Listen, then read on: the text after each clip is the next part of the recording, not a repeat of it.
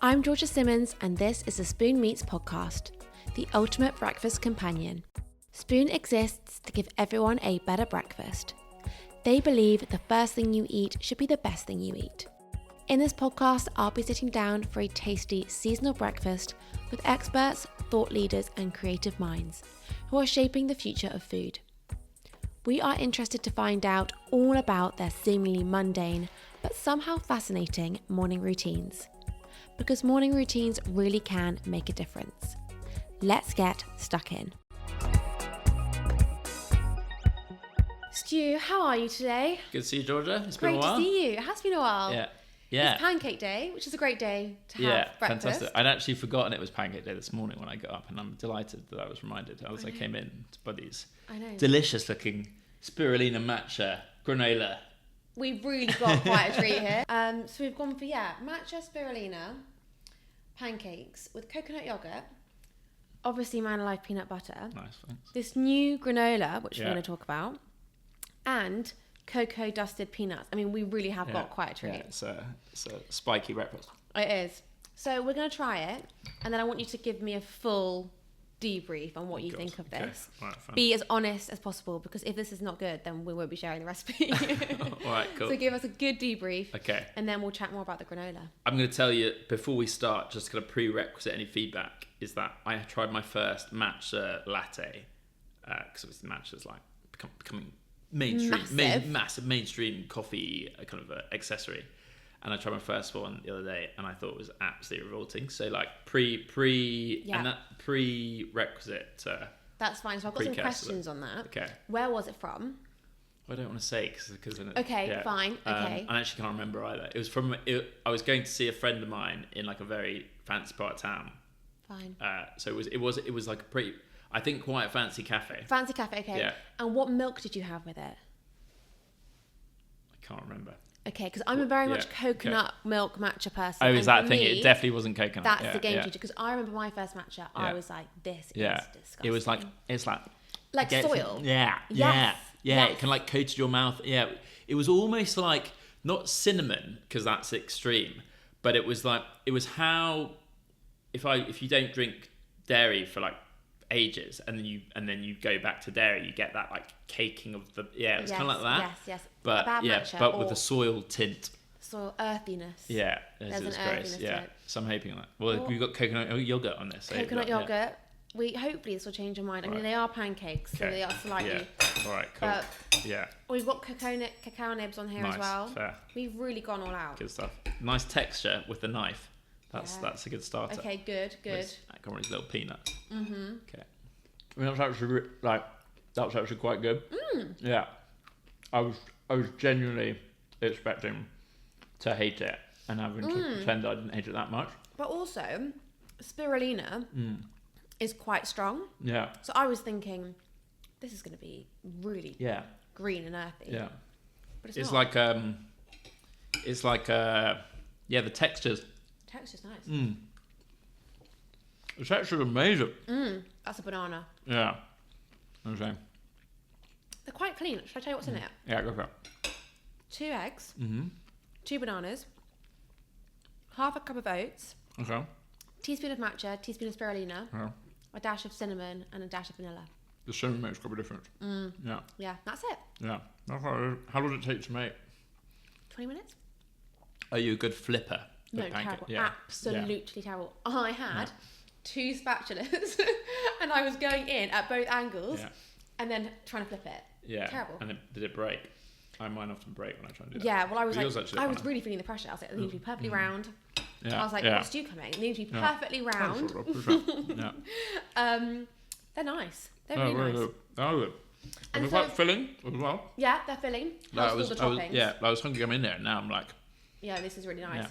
Yeah, I'm glad I didn't eat. The granola is quite exciting. Mm-hmm. Yeah. So you're collaborating with Spoon to do a granola collaboration. So how's this come about? When is it going to be available? I've known Johnny and Nanny to some extent, but I've known Johnny for like ages. I always really liked him. And like, he basically just called me up and was like, "Stu, we're doing a peanut butter granola. Do you want to get involved?" And I was just said yes. And we have been very, very, very heavy on innovation this year. So thankfully, they've done the bulk of the heavy lifting. We just made the peanut butter. But I think the product is really good. And what's cool, so I'm going to be completely honest, when we first tried it, we got it dry, and because I don't really eat breakfast, we were just having it out of the bowl, and it was pretty nice, but it was like didn't really think it tasted like peanut butter. But then when you add milk to it, it like, you know, remember when you used to have Cocoa Pops as we go, like the milk transforms the effect, and that, so you got to make sure you add milk to the granola. Wow. or pancakes.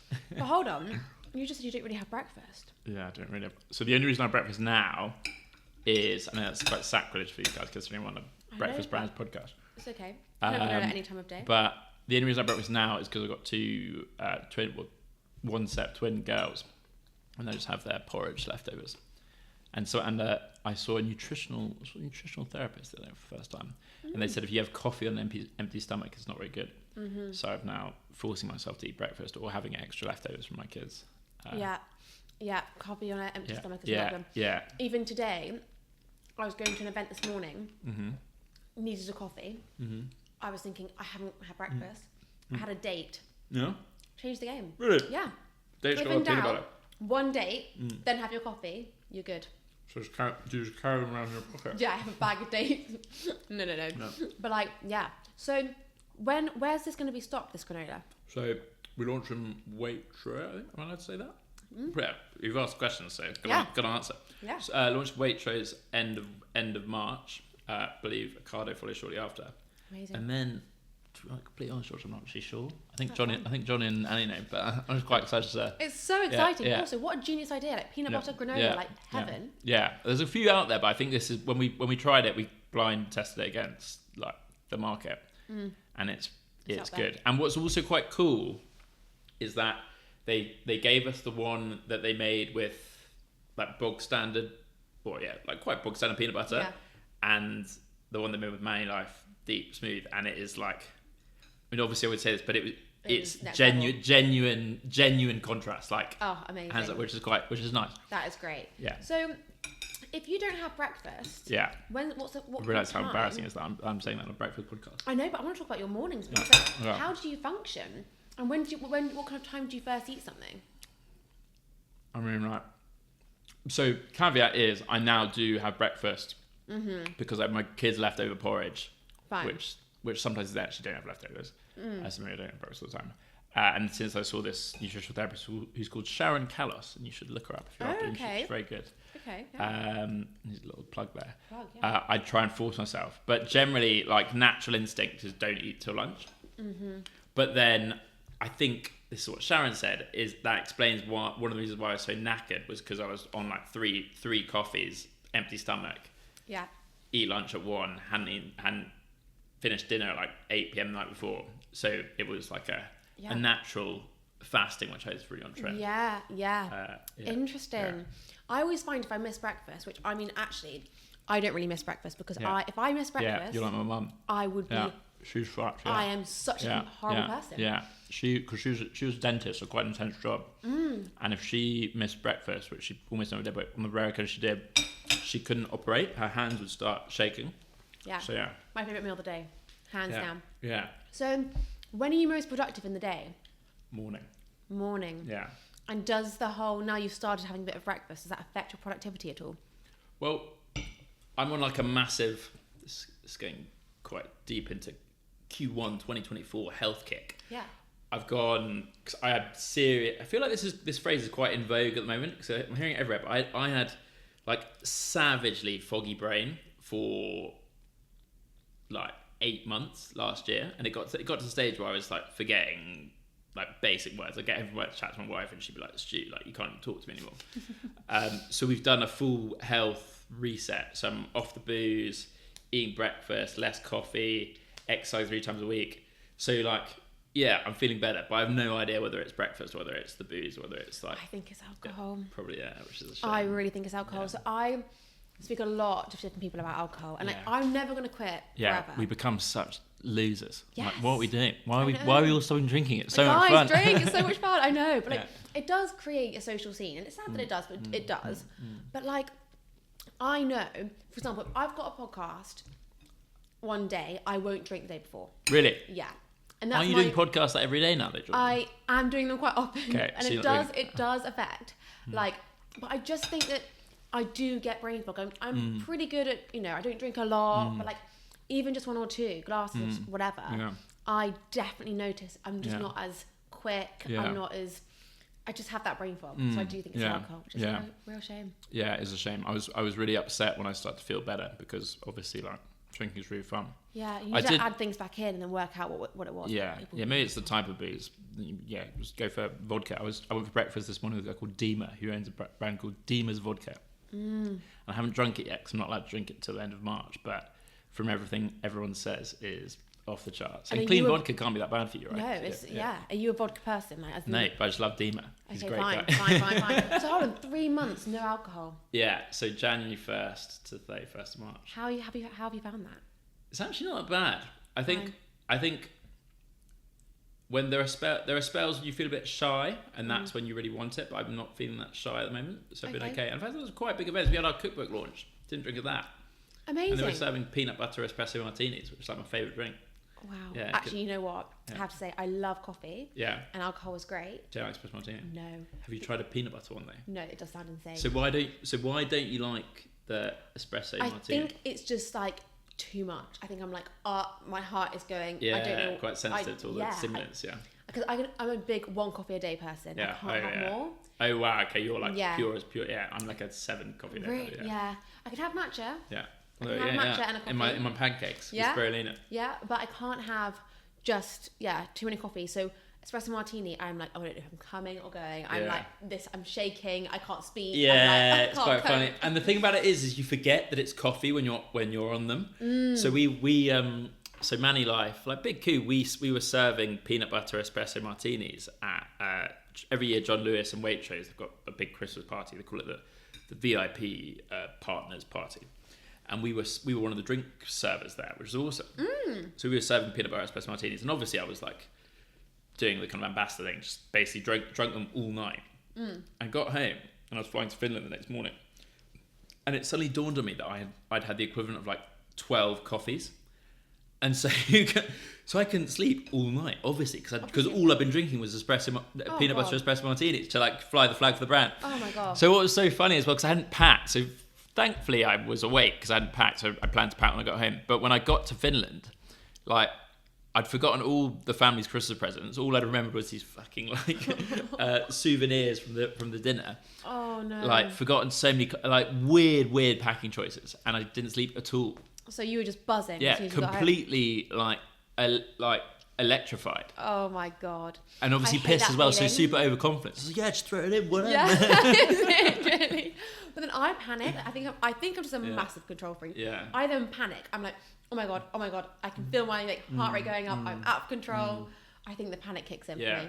Yeah. But peanut butter espresso martini sounds insane. Yeah, it's good, quite smooth. So the espresso martinis are quite sharp, whereas the other peanut butter it like mellows it out. So innovation's been huge for you guys recently at ManiLife. So what else is new?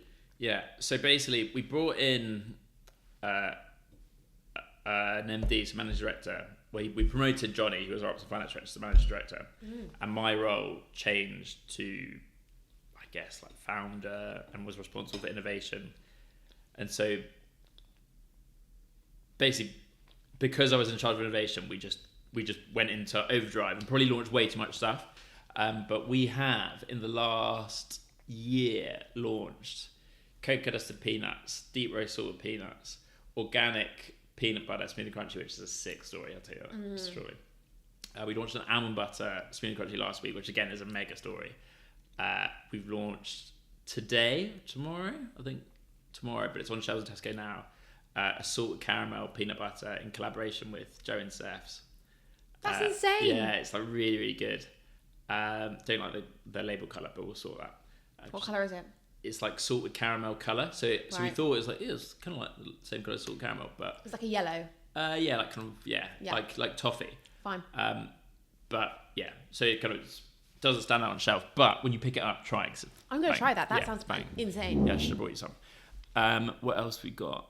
There's more. We did a beer with Brixton Brewery. We did a peanut butter stout, which again was like actually really good. This is insane. Yeah, all in the space of a year.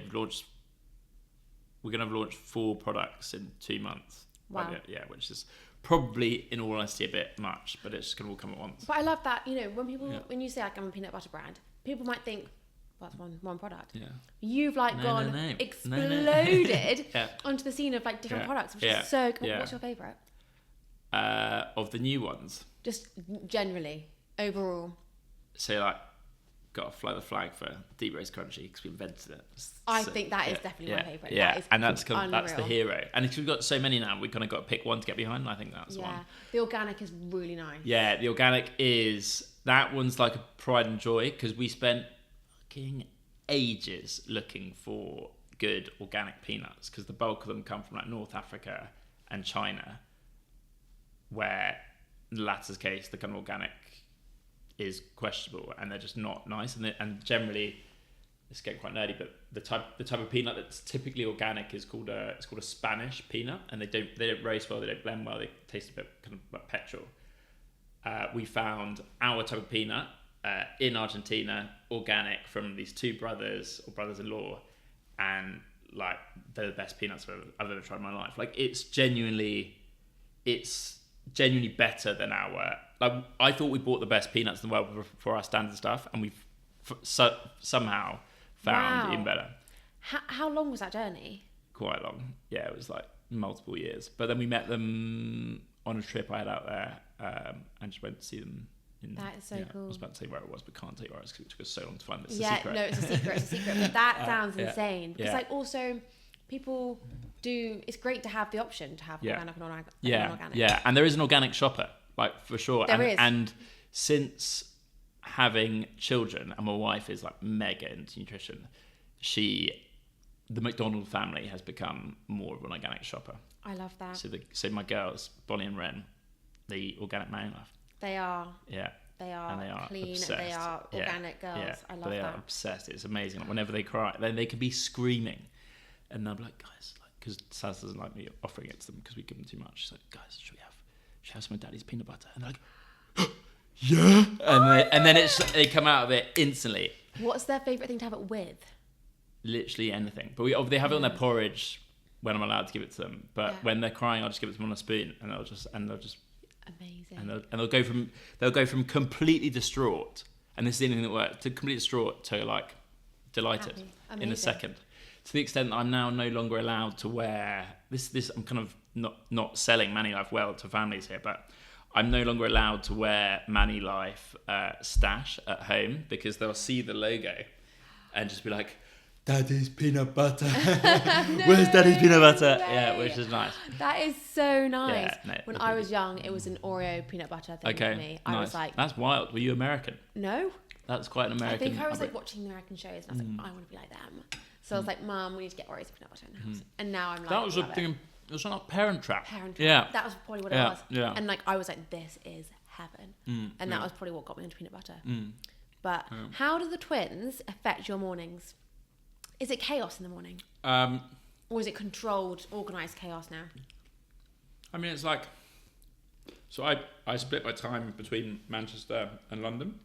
So we live in Manchester. This is where my wife's from. And I'm down in London 2-3 nights a week. So when I'm down here, it's like very intense. Like, I'm quite a good time here, but work very hard. And can kind of do things in the evenings. When I'm home, if possible, I always try and give Saz like the me leaving to work off. So intense. It's quite intense. It's quite nice. Like obviously, I think we're going to chat about morning routine. I don't have a morning routine with them because it's just like they get up whenever they get up, and then you're up. Yeah. And also, if you get up before them, you can't shower because the shower's really noisy. So like, and that was part of my morning routine. So now I just smell. Great. But yeah, it's just like most parents will know. Yeah. All parents of twins will know that it's a lot. Routine goes. Oh yeah, but it's also cool. You've got twins. I mean, that's so cool. Yeah, it's sick, and also can't imagine not having them now. Yeah. And can't imagine just having one. They're quite good. I mean, I say quite good. Bring you present. Yeah. And I mean, even they can sometimes struggle to do that. Yeah. But it's nice. It's like my morning routine is like give them porridge and Yeah. trying to get them to cuddle me.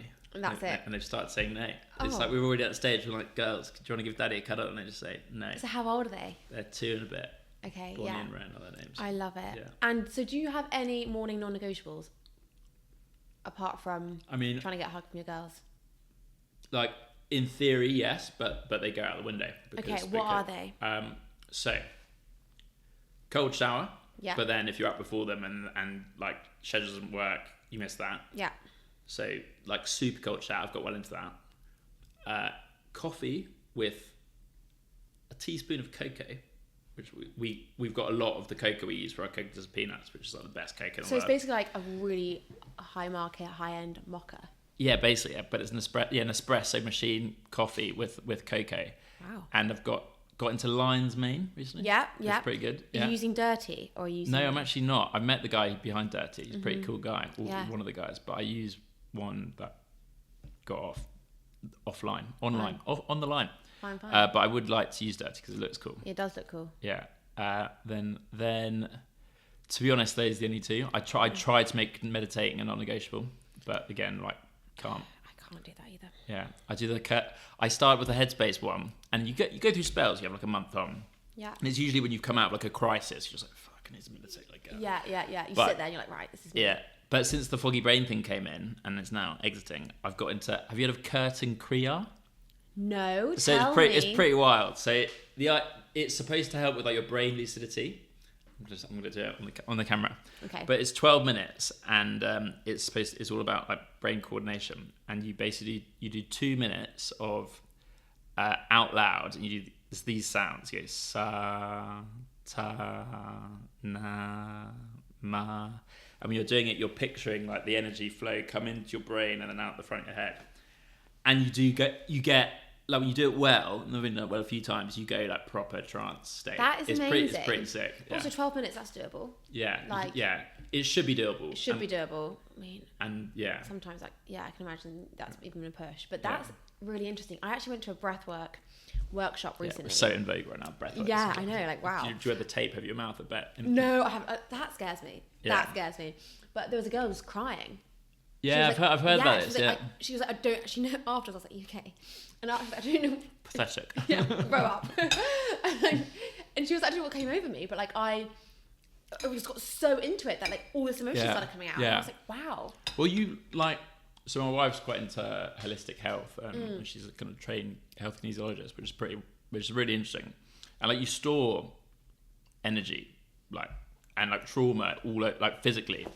And so, I mean, I remember hearing a story about Kyle Sinclair, so like England prop, and he, I think he had quite a tough time growing up, and he'd had physio on his hip, and you store like anxiety and stress in your hips, and the physio had just gone to town on his hips, and he was driving back, was when he was playing for Bath, driving back down the M32, and he had to pull over because he just completely broke down, because all this, like the theory is from the holistic health people, is that all the stress just like got released from his hips. Wow. Yeah, so and I guess when you're breathing, you're releasing things from different parts of the body.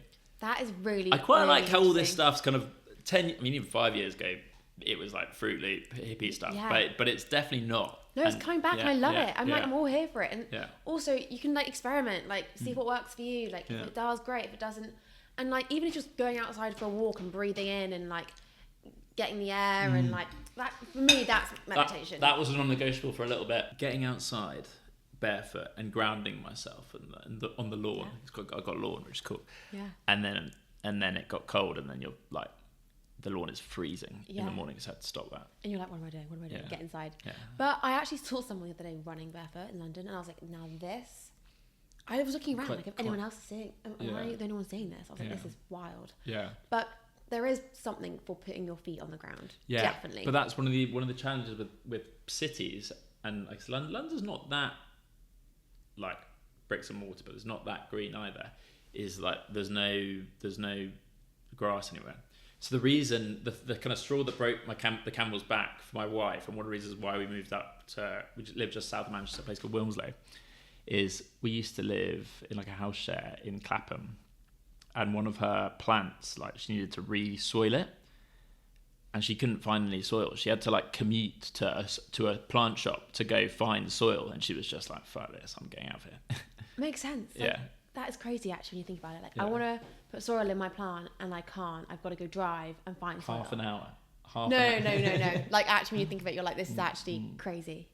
So other than ManiLife and being a dad, what else can we see? Nothing. That's all my life is. What else do you get up to? What's the Stu on the weekend? Yeah. So I mean, the answer to this question is so much more boring than when I was like 23, but equally so much more fulfilling. So I've got properly into cooking. So I love to cook now. Oh, amazing. Yeah. Okay, what's your dish? So I don't have a dish. Okay. But I've got a set of principles that help create. So my thing is like create a meal out of anything in the fridge. I love that. Yeah. Which is I'm not very good at following recipes either.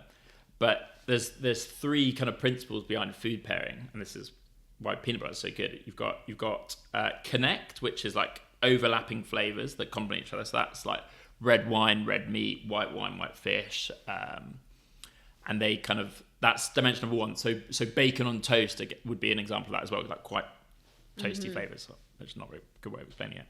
And then you've got contrast, which is like conflicting flavors that create balance. So that's like sweet and sour, smooth and crunchy. It's why adding like pomegranate seeds to a salad works really well. Yeah. And then you've got cut, which is basically just like citrus through fat. Yeah. And if you can find a way to incorporate all three of those, you've nailed it. You're in business. Yeah. Which is why peanut butter is so good, because it's like, it's fat, so you can instantly add a cut through there by just adding citrus. It's like a mixture of, it has sweet with it, it also has like a toasty flavour. It's a really like quite unique texture, and you can add in bite to it. Peanut butter is actually a genius ingredient in it's anything. It's a sick ingredient. Like I feel curries, dals, like add some lime. Yeah, and I feel like such a twat when I get upset. Upset's the wrong word, but I feel like quite pompous when people talk to me about peanut butter on toast, and I get a bit like, come on, because obviously that's how most people eat it, but it is so much more than toast. I mean, toast is like the worst combination of peanut butter. I agree. Yeah. So I'm training for a half marathon, not a big one, but and I had a bagel the other day with peanut butter and jam on top, because I can't have it without jam as well. Jam's nice. But I was a bit like, I'm just a bit gutted, because for me, I'd much prefer yogurt, fruit, peanut butter, granola. That is a lot better. Because you got the textures and you got I ate it and I was like, I was really excited for it as well. I don't know, it's like a bit of a treat. I never have that kind of thing, and I just thought, I had my long run. I was like, this is a real letdown. So I agree. Like if you're having peanut butter on toast, I mean, as long as you're having peanut butter, it's great. But like, I was still a bit like, really? Like, it's not really the same. Yeah. You don't be like, don't be judgmental, but it does. I feel embarrassed by my reaction to peanut butter on toast, because that is my reaction, and it shouldn't be that, because. Yeah. For me, my favourite is probably like a date stuffed with peanut butter dipped in dark chocolate. That is a very, very simple thing, but elite flavour. Yeah, it's really good with some chili sauce. Oh, here we go. Yeah, that's another like contrast thing. Exactly, you're cutting. Here we go. Let's squeeze some citrus in your ear. Yeah, literally. Okay, so cooking is one of your things. Big. I've got quite into, again, this like middle class, middle-aged man, even though I'm 32. Got quite into cycling, so I'm part of this thing called Ride 25. I think a few of you will get. Martin's part of it as well. Yeah, it's cool. We're riding from London to Sydney over 25 legs, and there's a group 10 years ahead of us. So in theory, it's a leg a year, so 25 years. So it'll be quite old by the time we finish. But I reckon when the girls get to a certain age, I'll probably be able to squeeze in 2 legs a year. So be in Sydney in like 12 years. And it is amazing, yeah. All for incredible charity, Wow. And great. One of the things that I hadn't realised before I started is like you can have really, really good conversations whilst riding a bike. Yeah. So I love that. Got into that, and then just kind of hanging out. That's a lot. It's still a lot. We've covered quite a lot here. Yeah.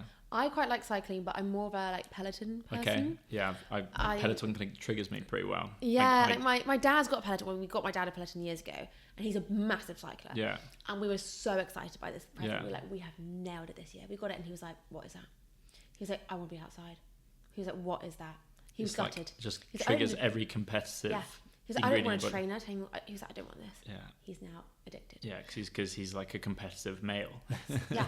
He's like every morning, like, on Peloton. Yeah. So whenever I go home to my parents, I use Peloton then. Yeah. But other than that, I don't. I like the odd spin class now and again. Yeah. But like, I'd never cycle in London. I've got a fear of being knocked off the bike. It's not. It's a valid fear. My parents get quite. My wife and parents both get quite scared. I've seen it happen too many times. It's not worth the risk for me. Yeah. But no, that keeps you busy. I mean, twins, ManiLife, cooking, cycling. Yeah. My wife, love my wife. Wife, yeah. Time just for you two. She's pretty awesome. Yeah. Yeah. No, there's a lot there. Yeah. So for anyone who's listening, who's like not a morning person, and they're like they really need some morning motivation, do you have any tips on helping someone enjoy their mornings more, or like a bit of motivation?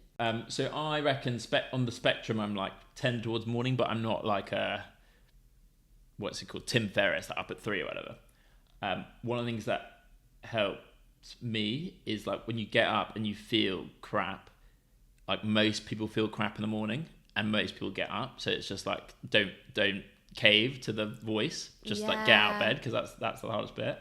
And then also having, I'm not sure what the right word, having like a totem that you enjoy in the morning that you try and build into your routine to make something of it is quite good as well. So the stuff that makes mornings a struggle is 1, getting up, and 2, it being a rush. So if you can like get up so that it's not a rush, and have a spell for like something enjoyable, so whether that's meditating, whether that's breakfast, whether that's like getting a cuddle from your kids if they agree to give you one, I think that's quite a good one. Yeah, that's good advice. Because like roll out of bed and out the door, it's morning's obviously crap. Yeah, and that's not enjoyable at all. Yeah, I think you're right about the whole like get up thing, because sometimes people put like 3 alarms on because they know they're going to snooze the first 2. Yeah, you're setting yourself up to fail. Yeah, like, you put 1 alarm on and get up. Yeah. Easier said than done. I appreciate that, but like don't put 3 alarms on and then know that you're going to sleep through the first 2. Like no. And then having that one thing in the morning that you look forward to, like it could be your kind of Nespresso cocoa coffee, which is like really nice, delicious, gets you out of bed. Yeah, or the or even doing something different and new. Like I'm gonna get up and try this because like it's gonna get me up in the morning. Yeah. Good advice. Stu, thank you so much for joining me. Georgia. Hope you enjoyed the pancakes. I did it. That's done. I enjoyed it more than you used to. I love it. I know. I've still got the last bite. Yeah, exactly. No, thanks so much for joining me. It's been great. It's a pleasure.